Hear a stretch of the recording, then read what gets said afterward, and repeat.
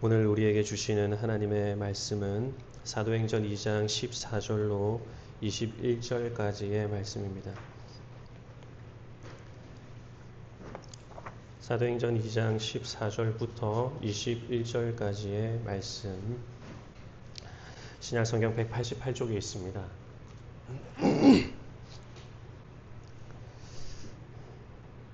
찾으신 줄 알고 제가 봉독하도록 하겠습니다. 베드로가 11사도와 같이 서서 소리를 높여 가로되 유대인들과 예루살렘에 사는 모든 사람들아, 이 일을 너희로 알게 할 것이니 내 말에 귀를 기울이라. 때가 제3시니 너희 생각과 같이 이 사람들이 취한 것이 아니라 이는 곧 선지자 요엘로 말씀하신 것이니 일렀으되 하나님이 가라사대 말세에 내가 내 영으로 모든 육체에게 부어주리니 너희의 자녀들은 예언할 것이요 너희의 젊은이들은 환상을 보고 너희의 늙은이들은 꿈을 꾸리라. 그때 내가 내 영으로 내 남종과 여종들에게 부어주리니 저희가 예언할 것이요 또 내가 위로 하늘에서는 기사와 아래로 땅에서는 징조를 베풀리니 곧 피와 불과 연기로다. 주의 크고 영화로운 날이 이르기 전에 해가 변하여 어두워지고 달이 변하여 피가 되리라. 누구든지 주의 이름을 부르는 자는 구원을 얻으리라 하였느니라. 아멘. 이것은 하나님의 말씀입니다. 세상은 쥐고 교회는 서다는 제목으로 하나님 말씀 선포하도록 하겠습니다. 이제 우리 교회 학교, 자녀 교회 학교, 여름 성경 학교와 수련회를 모두 마쳤습니다. 이번 유초등부 여름 성경 학교 주제가 뭐였는지 여러분 기억을 하실까요? 함께 세워가요. 교회가 주제였습니다. 교회. 그래서 여름 성경학교를 마치고 나서 교회라는 주제에 대해서 다시 개인적으로 한번 생각해 보게 되었습니다. 그리고 청소년부 SFC 수련회를 또 지난주에 마쳤는데요. 내 교회가 함께 연합해서 수련회를 치르고 난 이후에 또다시 한 번 더 교회에 대해서 생각해 보게 됩니다. 수천 년의 역사 가운데서 참 연약하고 미약한 교회가 어떻게 생존할 수 있었는가, 우리 수련회 프로그램 중에 우리 보신 역사 기념관에서 또 이성호 교수님의 또 가이드를 따라서 우리 한국 교회의 역사도 살펴보고 또 교회의 핍박 가운데서도 어떻게 살아남았는지 또 그런 이야기도 듣게 되었는데요. 우리가 과거 역사를 돌아보면은 교회는 핍박과 박해가 심했고 또 우리 한국 교회 또 고신 교회만 하더라도 일제 강점기 시절에 정말 그 핍박이 이루 말할 수 없었는데도 교회는 오히려 생존했고 또 큰 부흥을 이루어냈습니다. 어찌 교회는 죽지 않고 살아서 지금도 생동하고 있는가?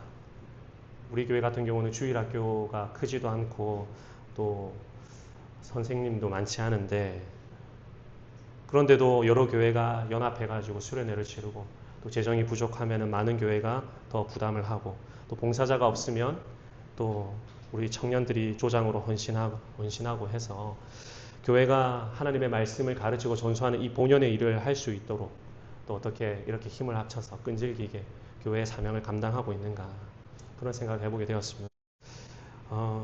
우리 교회 청소년부 아이들이 서연이와 지민이 2명밖에 되지 않는데 수련을 다 마치고 나서 한번 자체 평가를 해보니까 팔은 안으로 구워서 그런지는 모르겠지만 대형 교회가 단독으로 수련을 하는 것보다 훨씬 더 알차고 내용도 좋고 또 아주 다양하게 여러 가르침도 있었던 것 같습니다. 또 내 교회가 정말 하나가 되어가지고 교제도 아주 풍성하게 이루었고 또 서로 알아가는 그런 귀한 시간들이었던 것 같습니다. 참 이렇게 보면 연약하여 쓰러질 것 같지만 쉽게 넘어지지 않는 강인한 기관, 그것이 바로 교회가 아닌가, 이런 생각을 해보게 됩니다. 이 사도행전 2장은 오순절 성령 강림을 시작으로 해서 교회의 탄생을 우리에게 보여주고 있습니다. 성령을 받은 사도들이 하나님의 큰 일을 방언으로 이야기하게 되고 또 이어서 설교를 하게 되니 그 설교에 찔림을 받았던 수많은 무리들이 세례를 받게 됩니다. 그리고 세례받은 제자들이 사도의 가르침을 받고 떡을 떼며 기도하기를 전혀 힘쓰는 교회가 출범을 하게 되죠. 오순절날 성령 강림, 성령 하나님께서 임재하셨을 때에 예루살렘에 모여들었던 그 수많은 사람들은 제자들이 방언으로 말을 하는 것을 들으면서 큰 충격에 빠졌습니다. 그래서 그 중에는 저들이 지금 세술에 취하였다 조롱하는 자들도 생겨났었죠. 하지만 베드로는 이 사건이 선지자 요엘의 예언이 성취된 것이다, 그렇게 이야기를 했습니다. 그 예언의 내용이 무엇이었는가? 하나님이 말씀하시기를 말세에 내가 내 영을 모든 육체에 부어주리니 너희의 자녀들은 예언할 것이요 너희의 젊은이들은 환상을 보고 너희의 늙은이들은 꿈을 꾸리라. 그때 내가 내 영을 내 남종과 여종들에게 부어주리니 그들이 예언할 것이요 또 내가 위로 하늘에서는 기사를 아래로 땅에서는 징조를 베풀리니 곧 피와 불과 연기로다. 주의 크고 영화로운 날이 이르기 전에 해가 변하여 어두워지고 달이 변하여 피가 되리라. 누구든지 주의 이름을 부르는 자는 구원을 받으리라 하였느니라 하는 예언이었죠. 지금 요엘서 2장 28절로 넘어가서 이 말씀을 보면 거의 토시 하나 틀리지 않고 그대로 지금 베드로가 인용을 하고 있습니다.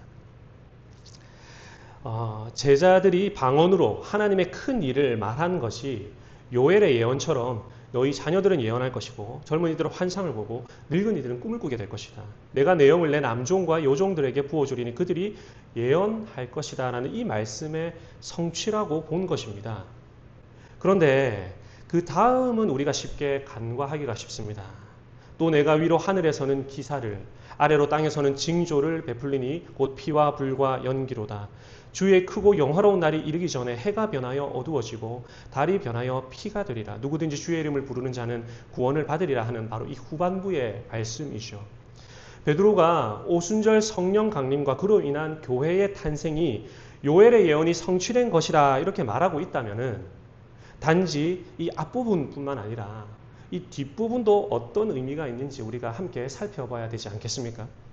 베드로는 왜 요엘의 말을 따라서 해가 변하여 어두워지고 달이 변하여 피가 되리라 했던 이 예언도 지금 성취된 것이다 이렇게 말을 하고 있는 것이며 또 주의 이름을 불러 구원을 받으라 이렇게 말하고 있는 것이겠습니까? 우리가 성경의 용례를 따라서 해와 달에 대한 상징적인 의미를 추적해 본다면은 교회가 출범하는 이 오순절날 해와 달이 빛을 잃어버렸다는 이 표현의 의미가 무엇인지 알 수 있게 됩니다.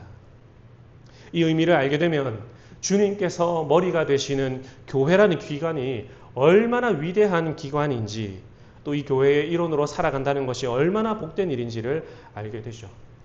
그래서 오늘은 먼저 해와 달, 나아가 이 별에 대한 성경의 용례를 통해서 오순절날 해와 달이 빛을 잃었다는 이 베드로의 말이 어떤 의미가 있는지 한번 생각해 보겠습니다.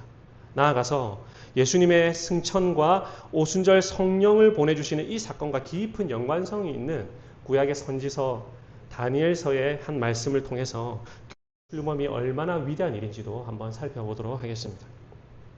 먼저 해와 달이 빛을 잃었다는 의미가 무엇인지 우리가 한번 살펴보도록 하겠는데요. 여러분 창세기 1장 16절 말씀 이건 우리가 한번 펼쳐서 한번 볼까요? 성경 전체에서 가장 먼저 해와 달, 별이 나오는 말씀입니다. 1장 16절입니다. 하나님이 두 큰 광명을 만드사 큰 광명으로 낮을 주관하게 하시고 작은 광명으로 밤을 주관하게 하시며 또 별들을 만드시고 하나님이 그것들을 하늘의 궁창에 두어 땅에 비추게 하시며 주야를 주관하게 하시며 빛과 어둠을 나뉘게 하시니라. 하나님이 보시기에 좋았더라 그랬습니다. 여기 제일 먼저 해와 달 그리고 별이 등장을 하고 있죠. 하나님께서 두 큰 광명을 만드셔서 하나는 낮을 그리고 하나는 밤을 주관하게 하셨습니다. 이 두 큰 광명은 당연히 하나는 해고 하나는 달입니다.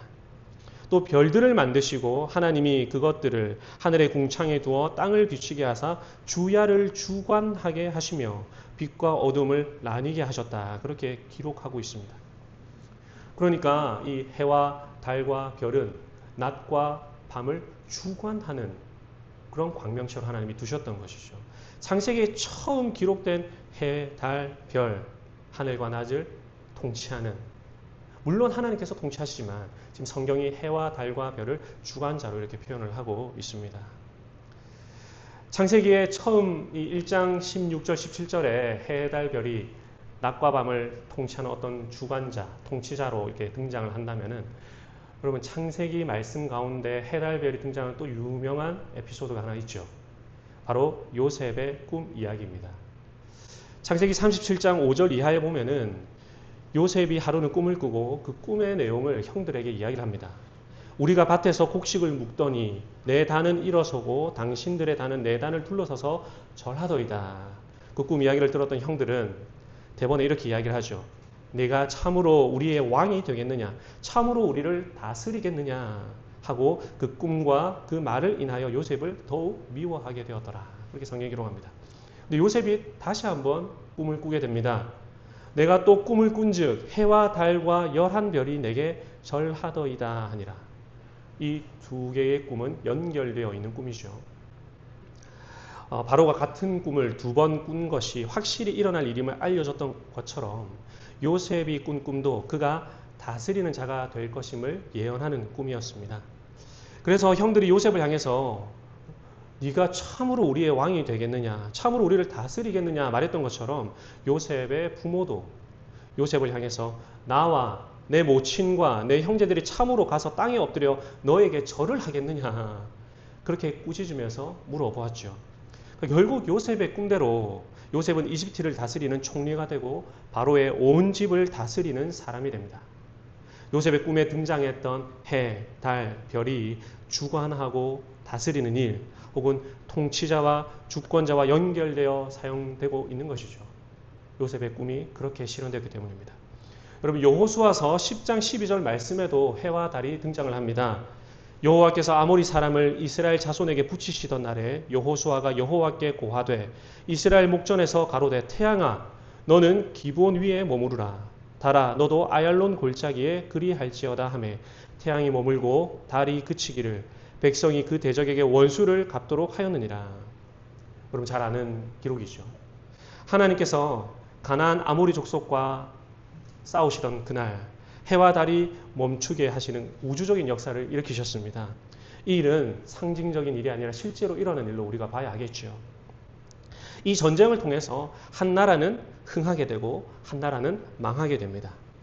한 나라의 주권은 쇠하고 한 나라는 주권은 또 흥하게 되는 그런 역사가 해가 멈추고 해가 지고 하는 것으로 표현되고 있는 것이죠. 그러니까 성경의 이러한 표현들은 매우 일관되게 나타나고 있습니다. 여러분 히스기야의 기도를 알고 계십니까? 열왕기하 20장을 읽어보면은 히스기야가 병들어 죽게 되는 사건이 기록이 되어 있습니다. 그때 히스기야가 벽을 향하여 간절하게 기도하면서 눈물로 통곡했을 때 하나님은 그의 기도를 들으시죠. 그리고 그의 병을 낫게 해주시고 3일 만에 성전에 올라가게 해주겠다 이런 약속을 주십니다. 히스기야가 선지자 이사야의 그 말을 전해 듣고는 말씀대로 나를 낫게 해주시고 나를 3일 만에 성전에 올라가게 하실 징조가 있습니까? 징조를 구합니다. 그때 이사야가 그에게 징조를 주기를 아하스의 해시계의 그림자를 앞으로 10도 나아가게 할 것이냐 아니면 10도 거꾸로 돌릴 것이냐 그 중에 하나를 선택해라. 그래서 히스기야가 해시계가 앞으로 나가는 건 쉬우니까 10도 거꾸로 뒤로 돌려주십시오. 이런 징조를 구하죠. 여러분 왜 하필 그에게 다른 징조도 줘도 될 텐데 해 그림자를 뒤로 물리는 징조를 주시는 것일까요? 이 징조는 단순히 질병을 낫게 해주시는 정도의 징조가 아닙니다. 여러분 이 사건과 그대로 연결이 되는 병행구절이라 할 수 있는 이사야서 38장 5절에서 8절을 읽어보면은 이렇게 말씀을 하고 있습니다. 내가 내 기도를 들었고 내 눈물을 보았노라. 내가 내 수한에 15년을 더하고 너와 이 성을 아수르 왕의 손에서 건져내겠고 내가 또 이 성을 보호하리라. 그렇게 말씀하십니다. 지금 히스기야의 병을 낫게 해주시는 것과 아수르 왕의 손으로부터 이 나라를 지켜주시겠다는 이 말씀을 딱 붙여놓았습니다. 해시계를 거꾸로 10도 돌리는 이 징조가 나라의 멸망을 연기시켜 주시는 징조라 그 말이죠. 만일 히스기야가 죽게 되면은 7살 난 므낫세가 왕이 될 것입니다. 아수르가 공격하는 이 상황 속에서 7살 왕이 다스린다 한다면은 이 나라의 운명은 어떻게 되겠습니까? 그러니까 하나님이 다른 징조를 주셔도 되지만 그의 생명을 15년 연장시키시고 또한 그 생명 연장이 나라의 멸망이 연장되는 것과 같음을 말씀하시면서 해시계를 거꾸로 뒤로 돌리시는 것. 해와 달과 별이 나라의 흥황과 망함을 망함을 상징적으로 표현하는데 지금 성경이 사용하고 있는 것이죠. 창세기의 두 기록, 그리고 역사서 중에서 제가 지금 두 기록만 살펴보았는데요. 해, 달, 별이 빛을 잃거나 또 떠오르거나 지거나 이런 것들이 통치자나 주권자 혹은 한 나라의 흥함과 망함을 표현하는 언어로 지금 성경이 사용을 하고 있는 것입니다. 여러분, 선지서로 가면은 더 분명해집니다. 선지서에는 특별히 심판과 멸망에 관한 예언들이 정말 많이 기록이 되어 있는데요. 그 중에서 대표적으로 이사야서 13장의 말씀을 한번 보면 좋을 것 같습니다. 여러분, 하나님께서는 이스라엘의 멸망에 대해서도 말씀을 하시지만 이스라엘을 괴롭혔던 열방에 대한 심판도 예언을 하시죠. 우리 13장은 바벨론 멸망에 대한 예언인데요. 우리 조금 시간이 걸리더라도 이사야서 13장 9절과 10절의 말씀을 한번 찾아보면 좋을 것 같습니다. 이사야 13장 9절과 10절의 말씀인데요. 제가 읽어볼 테니 잘 들어보십시오. 여호와의 날 곧 잔혹히 분냄과 맹렬히 노하는 날이 임하여 땅을 황무케 하며 그 중에서 죄인을 멸하리니 하늘의 별들과 별떨기가 그 빛을 내지 아니하며 해가 돋아도 어두우며 달이 그 빛을 비치지 아니할 것이로다. 지금 여기 보니까 별들과 별떨기가 빛을 잃는답니다. 해가 돋아도 어둡고 달이 그 빛을 비추지 않는다. 이렇게 표현을 하고 있습니다. 이스라엘을 괴롭혔던 바벨론의 멸망을 해와 달과 별들이 빛을 잃어버리고 어두워지는 것으로 이렇게 표현을 하고 있는 것이죠. 이사야의 예언대로 역사 속 바벨론은 여러분 멸망했습니다. 만약 이 예언이 문자적인 예언이었다 한다면은 해도 달도 별도 다 사라지고 어두워졌어야 했겠죠. 그러니까 지금 성경이 상징적인 의미로 한 나라의 주권, 한 나라의 통치, 한 나라의 흥망성쇠를 지금 해와 달과 별로 표현하고 있다는 것을 아시겠습니까? 이사야 34장 3절과 4절에도 이스라엘을 괴롭혔던 열방에 대한 심판을 예언하는 말씀이 기록되어 있습니다. 그 중에 2절과 4절을 제가 한번 읽어보겠습니다. 대저 여호와께서 열방을 향하여 진노하시며 그들의 만군을 향하여 분내사 그들을 진멸하시며 살육당하게 하셨은즉 하늘의 만상이 사라지고 하늘들이 두루마리같이 말리되 그 만상의 쇠잔함이 포도나무 잎이 마름 같고 무화과나무 잎이 마름 같으리라 그랬습니다. 여기 하늘의 만상이라고 번역된 이 히브리어로 차바라는 이 단어는요, 하늘에 있는 천체들을 가리키는 표현입니다. 그러니까 하늘의 천체가, 말하자면 해, 달, 별이 다 사라지고 그것이 있는 하늘이 두루마리같이 다 말려버리게 될 것이다. 나라의 멸망을 또 이런 식으로 표현하고 있는 것이죠. 전체가 떨어지거나 전체가 말리거나 전체가 사라지는 것으로 지금 표현하고 있습니다. 아모스서 8장 9절에서는요. 이 사마리아에 대한 멸망을 예언하는데요. 읽어보면 이렇습니다. 주 여호와께서 가라사대 그날에 내가 해로 대낮에 지게 하여 백주의 땅을 캄캄하게 하겠다. 이렇게 기록하고 있습니다. 사마리아의 심판에 대해서도 해가 치게 만들어버리겠다. 그렇게 이야기를 하고 있는 것이죠. 여러분, 민수기 24장에는 유명한 메시아 예언 구절이 하나 나옵니다. 여러분 잘 아시는 거짓 선지자 발람이 예언했던 그 내용이죠. 24장 15절에서 17절의 말씀인데요. 한번 잘 들어보십시오.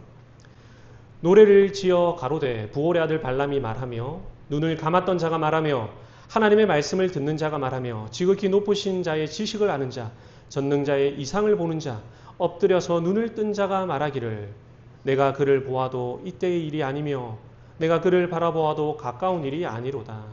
한 별이 야곱에게서 나오며 한 홀이 이스라엘에게서 일어나서 모압을 이 편에서 저 편까지 쳐서 파하고 또 소동하는 자식들을 다 멸하리로다. 메시아가 탄생을 할 때 지금 한 별이 야곱에게서 나올 것이다. 이렇게 예언을 하고 있습니다. 그리고 이어지는 말씀에 한 홀이 또 야곱에게서 나올 것이다. 여러분, 홀이라는 게 왕이 들고 있는 이 막대기 아닙니까? 그러니까 왕의 출생, 메시아의 탄생을 한 별이 야곱에게서 나올 것이다. 이렇게 이야기하고 있는 것이죠. 그러니까 지금까지 우리가 해나 달이나 별이 한 주권자요, 통치자요, 한 나라를 가리킨다는 것을 기억한다면 이 메시아 왕의 탄생을 한 별이 나온다고 표현하는 것은 성경 전체를 볼 때 아주 합당한 표현이다. 우리가 그렇게 생각해 볼 수가 있을 것입니다. 그래서 마태복음 2장 1절 이하에 보면은 이 아기 예수님의 탄생과 동방 박사들의 방문을 기록해 두었는데요. 이 헤롯 왕 때에 유대 베들레헴에서 예수님이 태어나시고 박사들은 그 동방에 떠오른 한 별을 보고서 예수님께 경배하기 위해서 저 먼 동방에서 예루살렘까지 오게 됩니다. 별이 인도하는 바대로 그 먼 길을 걷고 걸어가지고 마침내 예루살렘에 도착을 하게 되었을 때에 그들이 뭐라고 이야기를 했습니까?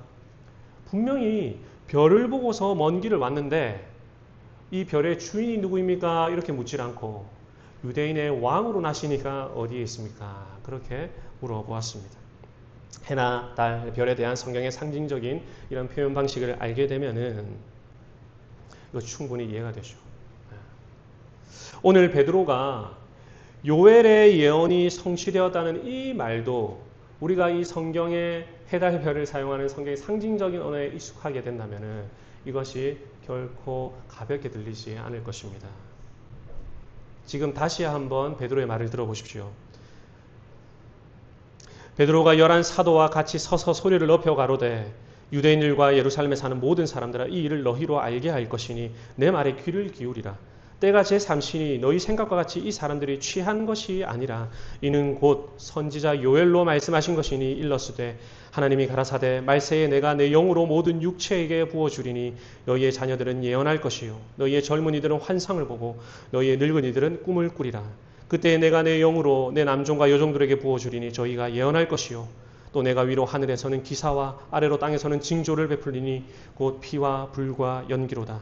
주의 크고 영화로운 날이 이르기 전에 해가 변하여 어두워지고 달이 변하여 피가 되리라. 누구든지 주의 이름을 부르는 자는 구원을 얻으리라 하였느니라.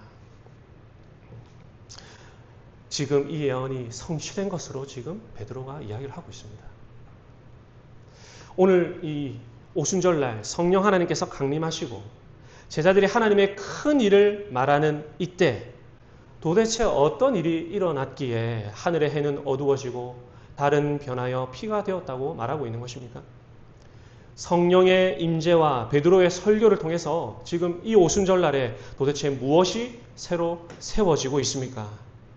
이 세상의 통치권, 이 세상의 주권자는 힘을 잃어버리고 새로운 통치자가 다스리는 새 나라가 지금 주어지고 있는 것입니다. 그것이 무엇인가? 바로 교회입니다. 교회가 출범하는 이때입니다. 하나님의 나라인 새 언약 백성들의 공동체인 새 이스라엘, 교회가 세워지는 바로 이때 지금 베드로는 요엘 선지자의 이 예언이 성취된 것이다. 누구든지 주의 이름을 부르라. 그리하면 구원을 얻게 될 것이다. 그렇게 말하고 있는 것이죠. 육신의 눈으로 볼 때에는 여전히 로마 제국 지배 아래에 있지만 성령 충만을 받은 베드로의 눈으로 볼 때에는 예수 그리스도께서 하늘과 땅의 모든 권세를 가지고 다스리시는 새로운 하나님 나라가 출범하고 있는 것입니다. 그러니 그런즉 누구든지 이제는 가이사의 이름이 아니라 주의 이름을 부르는 자는 구원을 얻게 될 것이다. 그 시대가 새롭게 활짝 열리고 있는 것이죠. 더 이상 이 땅의 통치자 가이사의 이름이 아니라 온 우주의 통치자 진정한 태양 되시는 예수 그리스도의 이름만이 구원을 얻는 유일한 이름 되는 바로 이 새로운 시대, 신약의 시대, 새 언약의 시대가 교회의 시대가 열리고 있는 것입니다. 지금 저와 여러분이 몸담고 있는 바로 이 영광스러운 주님의 교회 시대가 열리고 있는 것입니다. 사랑하는 성도 여러분, 정말 놀라운 일 아닙니까? 우리가 육신의 눈으로 보면은 교회가 되게 미약해 보이고 핍박받고 지하로 숨어들고 순교당하고 그렇지만은 이 영적인 눈을 가지고 성경이 씌워지는 이 안경을 가지고 보게 되면은 교회란 기관이 얼마나 대단한 기관인지 우리가 깨닫게 됩니다. 그렇다면 여기서 우리가 한 가지 질문이 생깁니다. 도대체 오순절 그날에 하늘에서 무슨 일이 일어났기에 땅에서 이런 놀라운 사건이 터져 나오고 있는 것일까요? 땅에서는 제자들이 성령을 받고 교회가 출범했습니다. 세상의 해와 달이 빛을 잃었습니다. 그렇다면 이 땅의 역사 뒤편 하늘 보좌에서는 도대체 어떤 위대한 사건이 벌어지고 있었던 것일까요? 그래서 우리가 이 다니엘서의 예언도 함께 살펴봐야 하는 것입니다. 일찍이 구약의 선지자 다니엘은 수백 년 뒤에 하늘 보좌에서 일어나게 될 놀라운 광경을 환상 중에 미리 보게 되었습니다. 그것이 다니엘서 7장 13절과 14절의 말씀에 기록이 되어 있습니다. 다니엘이 봤던 환상은 인자 같은 이가 구름을 타고 하나님 아버지께로 나아가서 권세와 영광과 나라를 받으시는 광경이었죠. 쉽게 말해서 예수님이 하늘 보좌에 오르셔서 그 보좌에 좌정하시는 왕의 취임식이 다니엘이 보았던 환상의 내용이었습니다. 우리 이 말씀 이거 같이 한번 읽어보면 좋겠는데요. 다니엘서 7장 13절과 14절의 말씀입니다. 다니엘서 7장 13절 14절 우리 같이 한 목소리로 읽어보도록 하겠습니다. 시작. 내가 또 밤 이상 중에 보았는데 인자 같은 이가 하늘 구름을 타고 와서 옛적부터 항상 계신 자에게 나와 그 앞에 인도되매 그에게 권세와 영광과 나라를 주고 모든 백성과 나라들과 각 방언하는 자로 그를 섬기게 하였으니 그 권세는 영원한 권세라 옮기지 아니할 것이요 그 나라는 패하지 아니할 것이니라. 아멘. 지금 이 말씀에 보면은 인자 같은 이는 바로 예수님을 가리킵니다. 그리고 하늘 구름을 타고 와서 옛적부터 항상 계신 자에게로 인도가 되고 있습니다. 그러면 하늘 구름을 타고 와서 옛적부터 항상 계신 에게로 인도되는 이것은 예수님의 승천을 가리키는 표현이겠습니까? 예수님이 구름을 타고 다시 이 땅에 오시는 재림을 가리키는 표현이겠습니까? 옛적부터 항상 계신 자에게로 갔으니까 승천을 가리키는 표현이죠. 예수님이 구름을 타고 이 땅으로 오셨다고 말하지 않고 하늘 구름을 타시고 옛적부터 항상 계신 자에게로 나와 그 앞으로 인도되었다 말하고 있기 때문에 이것은 승천을 가리키는 표현입니다. 그러니까 예수님이 승천하시니까 어떤 일이 일어났습니까? 그에게 권세와 영광과 나라를 주고 모든 백성과 나라들과 각 방언하는 자로 그를 섬기게 하였다. 그를 섬기게 하였다. 오순절 성령 강림으로 일어났던 이 사건을 지금 다니엘이 일찍이 환상 가운데서 이야기를 하고 있는 것입니다. 그리고 이어지는 다니엘서 7장 27절에서는 이렇게 말하고 있습니다. 나라와 권세와 온 천하 열국의 위세가 지극히 높으신 자의 성민에게 붙임바 되리니 지극히 높으신 자의 성민에게 거룩한 백성들에게 이 권세가 붙여진 바 된답니다. 하나님 나라 백성 성도들에게 이 권세가 주어진다는 것이죠. 그의 나라는 영원한 나라이라 모든 권세 있는 자가 다 그를 섬겨 복종하리라 그랬습니다. 그러니까 정리하자면 오순절날 제자들이 성령을 받아서 방언으로 설교했을 때 예루살렘에 모여든 수많은 이들은 하나님의 큰 일을 듣고 세례를 받아 새 언약 백성들이 됩니다. 새로운 이스라엘, 새로운 나라, 곧 교회의 일원이 되었습니다. 예루살렘에 모여든 모든 백성, 모든 나라, 다양한 언어를 가진 이들이 예수 그리스도를 왕으로 섬기는 새로운 시대가 열리게 된 것이죠. 새로운 나라, 새 언약의 백성들, 교회가 출범할 이때에 이 세상의 통치자들은 빛을 잃어버린 해와 달처럼 쇠해버렸습니다. 말하자면은 베드로가 요엘 선지자의 예언의 성취라고 말했던 이 오순절 교회가 출범했던 이 모습은 일찍이 다니엘이 환상을 통해서 내다봤던 그 모습 그대로 이루어지고 있는 것이죠. 다니엘서 7장을 읽어보면은 거기에 내 짐승으로 묘사되는 내 그 세계 역사상 대단한 그 제국의 출현을 보여주죠. 그 네 제국을 순서대로 보면은 바벨론, 페르시아, 그 다음에 헬라, 그 다음에 로마입니다. 그런데 이 넷째 제국이라 할 수 있는 로마가 다스리던 바로 그때에 다니엘이 이 환상을 보게 됩니다. 예수님이 인자 같은 이가 승천하시게 될 것이고 그때 권세와 영광과 나라를 받게 될 것이고 세상 모든 방언과 열방이 그분께 복종하고 그분을 섬기는 일이 일어날 것이다. 정확하게 이 예언이 지금 로마 치하에서 오순절날 주님의 승천과 함께 오순절 성령 강림으로 이루어지고 있는 것이죠.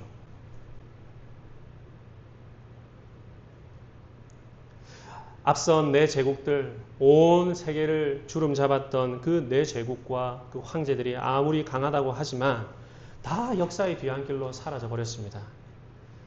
교회라는 미약해 보이는, 작아 보이는, 약해 보이고 정말 보잘것없어 보이는 이 새로운 하나님 나라가 출범하는 바로 그때에 이들은 모두 빛을 잃어버린 것과 같았습니다.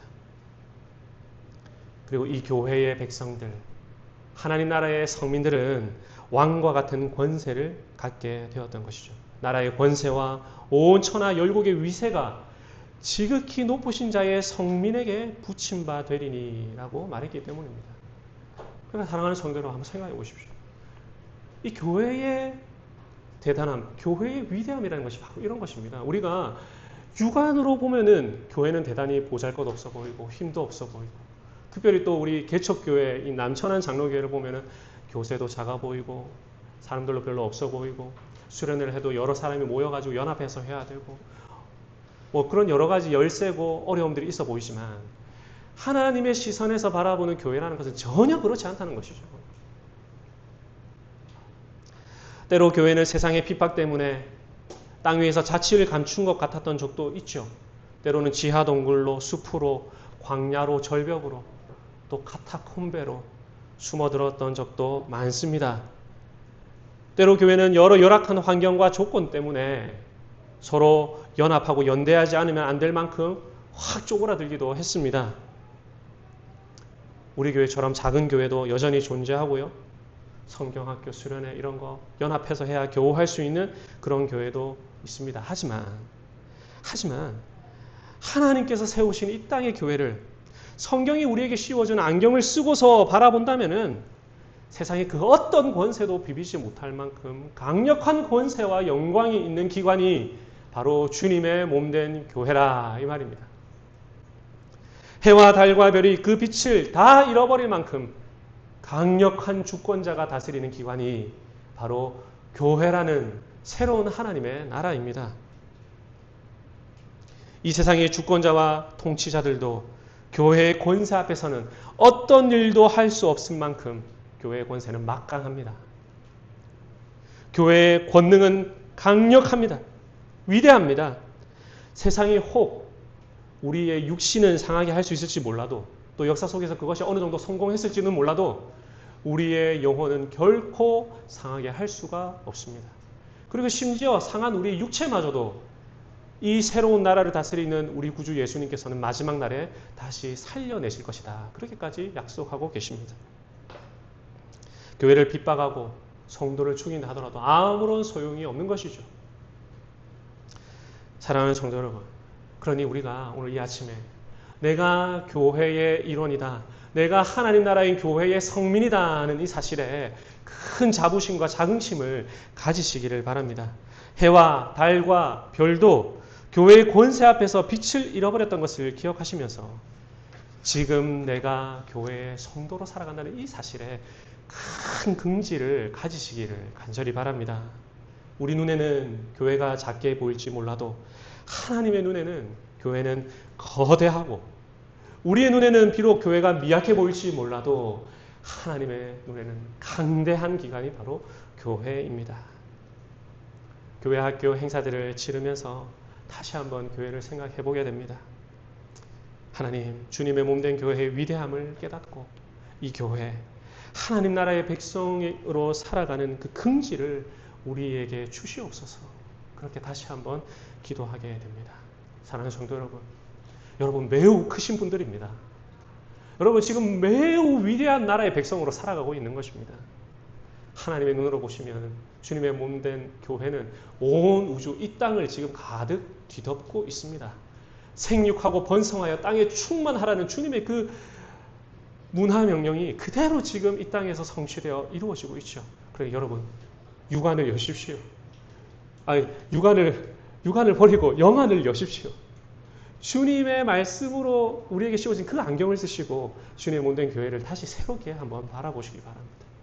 그리고 긍지를 가지십시오. 긍지를 가지시기를 바랍니다. 자부심을 가지셔도 됩니다. 하나님 나라의 일원으로 담대히 살아가는 이 복된 은혜가 이 주일 아침에 우리 남천안 장로교회 모든 성도님들께 충만히 풍성히 임하기를 성부와 성자와 성령의 이름으로 간절히 축원합니다. 아멘.